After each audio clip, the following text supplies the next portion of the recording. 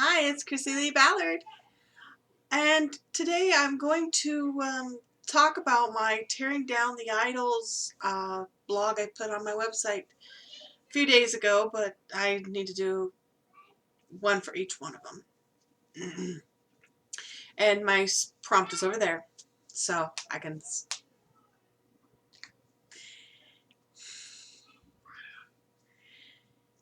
So anyways, Tearing Down the Idols, if you've read Judges 6:11 through 32, that is my story. That is the story that I use to go at this with this series.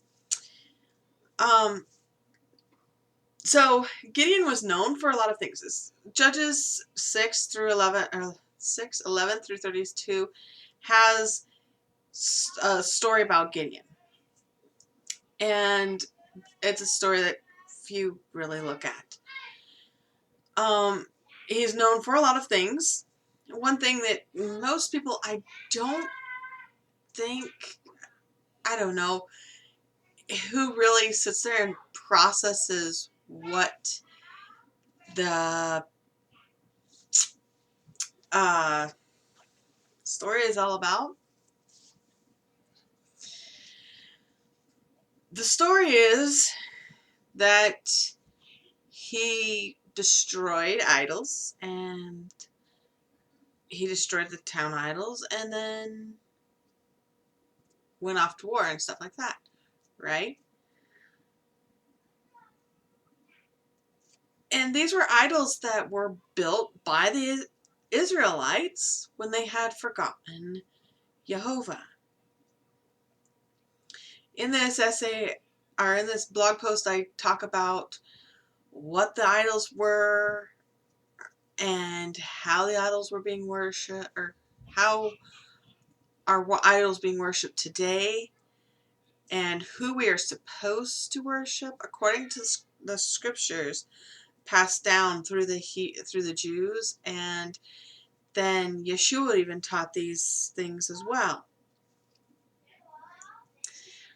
And how does Jehovah want to be worshipped? There is a strict way he wants us to worship him.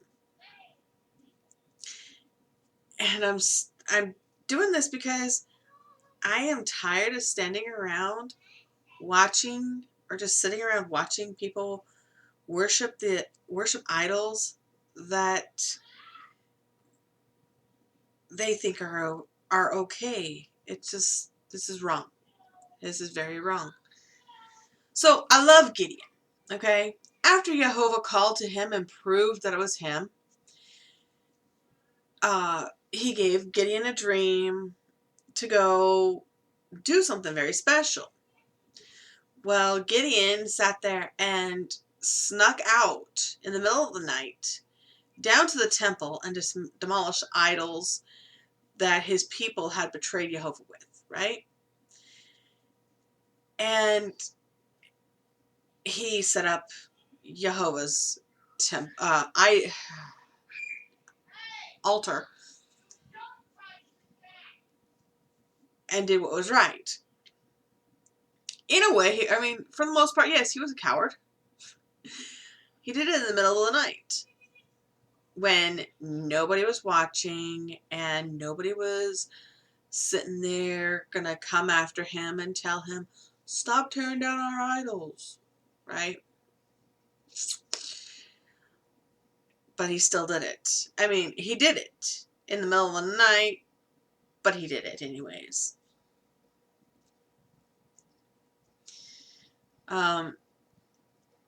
And I don't come to you, well, I do come to you in the night. I'm not doing this in secret. This is a full-out attack on your idols.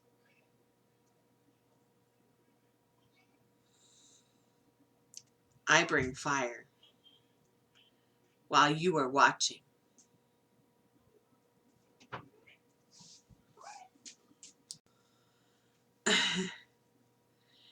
Okay? So, let's look at, like, the Israelites and what they did. The Israelites took up the ways of worship of the cultures around them, exactly how Jehovah told them not to. He said, do not go into the land of the heathens and pick up the ways that they worship their gods and all that.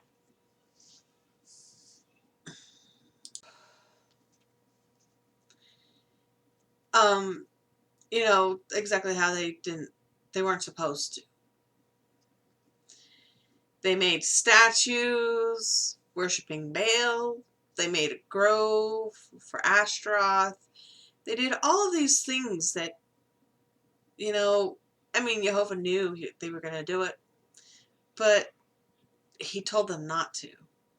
So it was quite clear what they were doing. I mean, and we do it today. We sit there and say, oh, we do this for Jesus Christ. We're worshiping Jesus Christ with this holiday. Let me use a prominent example.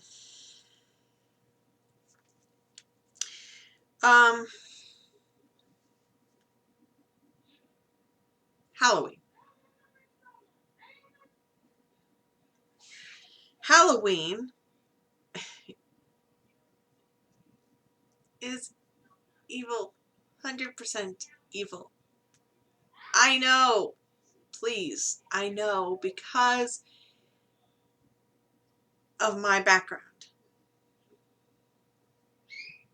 Okay?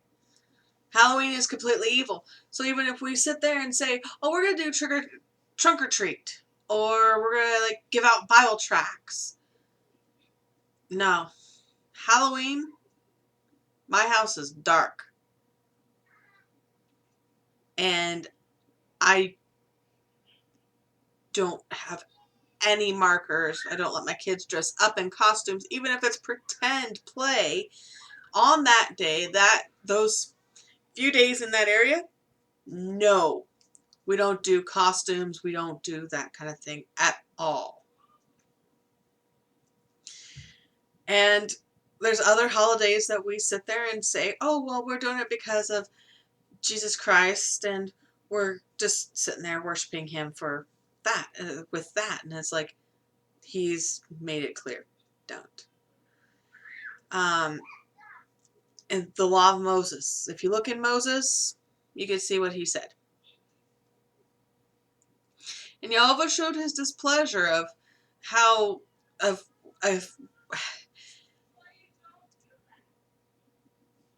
he showed his displeasure of what they were doing by not protecting them, allowing the Midianites to come and steal from them, destroy the land, stuff like that. I mean, it was awful. Gideon came, right? And he kind of restored everything to a point. But, and back to this how we are worshiping Jehovah. There are many, many idols in Christianity. There's the cross, saints, clergy of every walk, systems, ideologies, many more. Many, many more. So how does it work? Well, let's say you set up an image and you stare at it going, oh, please, whatever the image is supposed to represent. Oh, please, please save me, or do this for me, or do that for me. That's an idol. When you believe that people of faith, pastors, clergy, clergy, pastors, laity, bishops, priests, popes, a variety of saints. And I'm sorry to say this, but even Mother Teresa, she has been set up as an idol. You are idolizing them, saying that they are to be held above all, above God even. You pray to them instead of praying to who you're supposed to be praying to. That's an idol.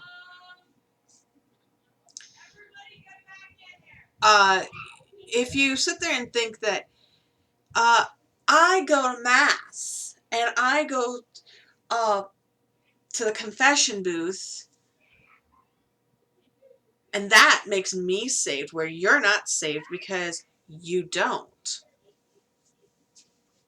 Idol? Sorry. And there's lots of other ways. Like, oh, I go into my closet, my bedroom closet, close the door and pray. You're making that closet an idol. And I'm not going to tell you how it's supposed to be done, because it's in the Bible. Well, scriptures, in my case, how I refer to them.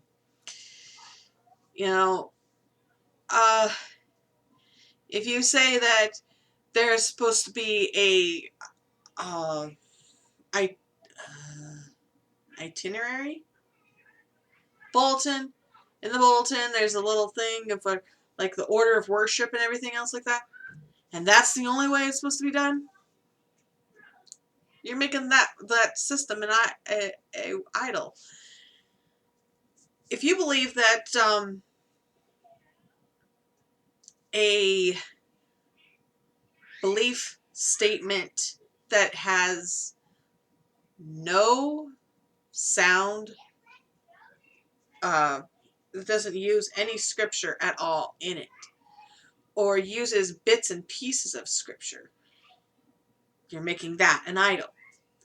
There's more idols, and there's more idol making going on as we speak even. That new chick who just started her YouTube channel and everything else like that, people are making her into an idol. The people who you sit there and you have to listen to their podcast because they're the only ones who know anything, they're your idol. And yeah, it does make my head spin so much. I could go on every day. So, if you call yourself a Christian, a Jew, a Messianic believer, Torah observant believer, whatever you choose to call yourself, if you use the scriptures that were written down by Moses and that whole litany in there, you serve one God, and that is Jehovah. The scriptures are accounts of him and those he called to action for his purposes. There are words of comfort in there. There's words of instruction, and there are prophecies. You are not to worship the words of comfort, instruction, or prophecy. You don't worship the words. You worship the God who provides. You use those as his words, what he says to you. And when he came to us in the form of a man, Yeshua, it was to remind us of what we are supposed to be doing. Not to sit there and, have us create a new system of belief. It's all written in the Torah. He just came to sit there and tell us it's all in the Torah. You guys got to go back to the Torah. He did not put the Torah on the cross. He didn't die because of the Torah. He died because of the people who sat there and said, well, my way is higher than your way. He died to erase those sins. The sins of worshiping God and Jehovah in the wrong way. That's why he came. He didn't come to, he came to make us new. To sit there and say, hey, we got to go back to Jehovah, the creator of all the universe, so that way we can be with him and have good things in life.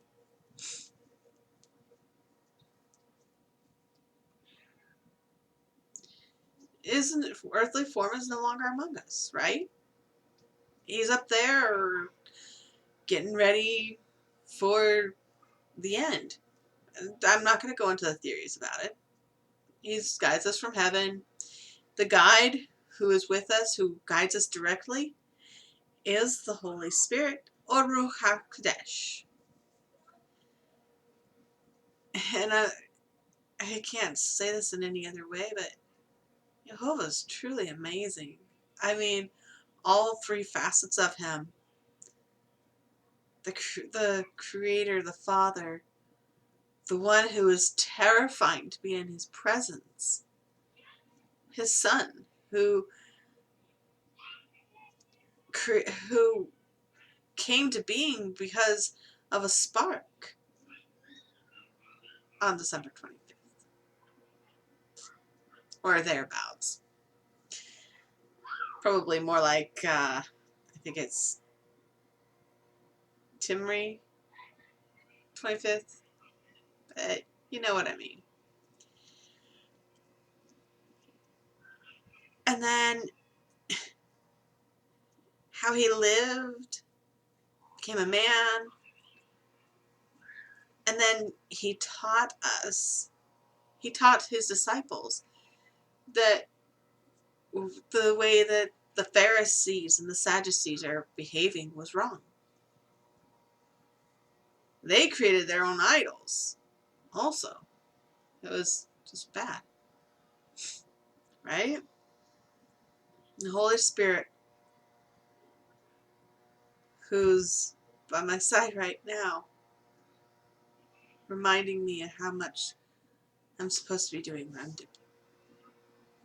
I love it. I do.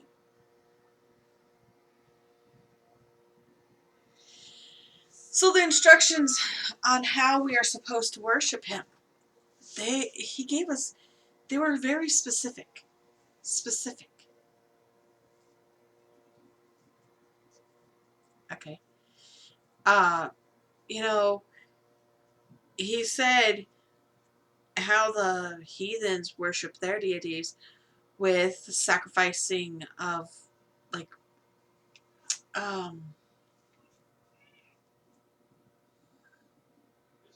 they sacrifice the wrong things. I can't remember exactly what it is. That's a blessing, I think, because I'd hate to remember.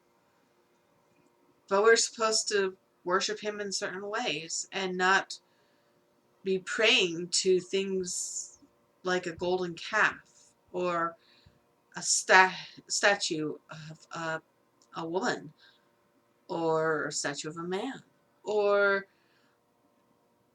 bowing down and laying ourselves prostrate in front of a man who is just going to die anyways. And what power does he have?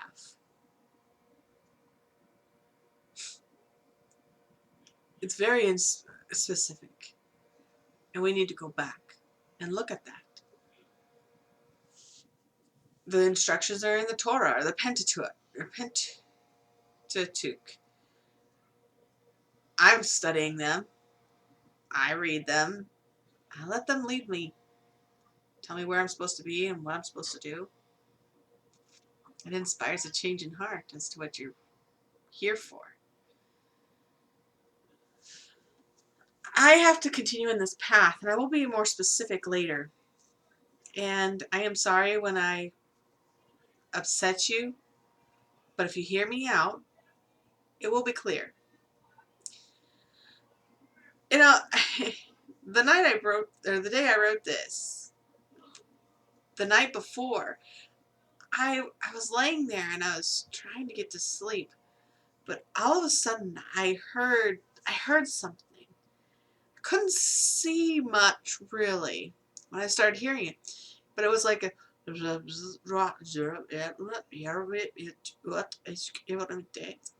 stuff like that, and it was like, what the heck is that? It was weird, but it wasn't. It was weird, but it was also, it made my heart break because they sounded like they were in pain and they were suffering and that things were not the way they were supposed to be. I started praying. I said, Jehovah, where am I? He said that I was hearing Sheol, where we go when we die. And it wasn't the good place of Sheol. And in this place, I have seen, the veil that was blinding me started to lift or fade just a little bit to where I could see just a little bit. And all I saw were like gray shapes kind of moving around and everything else like that. I was like, why? And it was easy. The people who are in this pain and misery are people who don't know Jehovah and choose to not follow the commandments. When I asked what can I do, he reminded me of Gideon and the idols, right?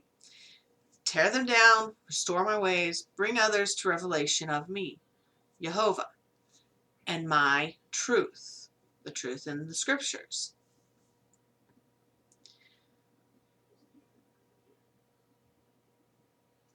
I asked him, can you please remind me of the peace that awaits those who follow your ways? I had this dream a long time ago.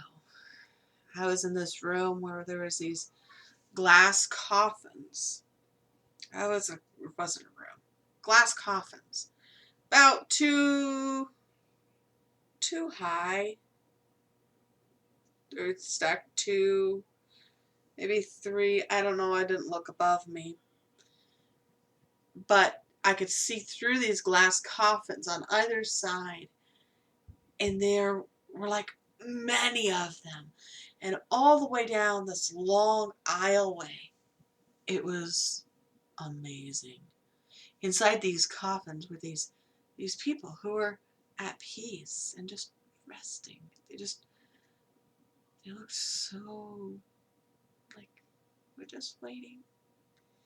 They were illuminated from within, and it was really, it added to all the splendor. The interior illuminations and everything, it was just, it was awesome. I loved it. And that's the rest that we are promised if we follow his word. And I really don't want to see any more people go to Sheol. I desire for all people alive today to reach peace and be called from the grave by Yeshua when he comes again. So, all in all, I ask you to consider this. What's it going to hurt for you to read the first 5 books of the Bible or the scriptures? What's it going to hurt? Read them. Listen to them. What small changes in your life today can you make so that you follow them? Just takes a small change. Doesn't take a lot. I stopped eating pork. And a lot of other things I've done. Stopped a lot of it. It's done me good. I can stand here today and tell you this. My life is peaceful. Except for when it comes to those idols. I'm gonna burn them.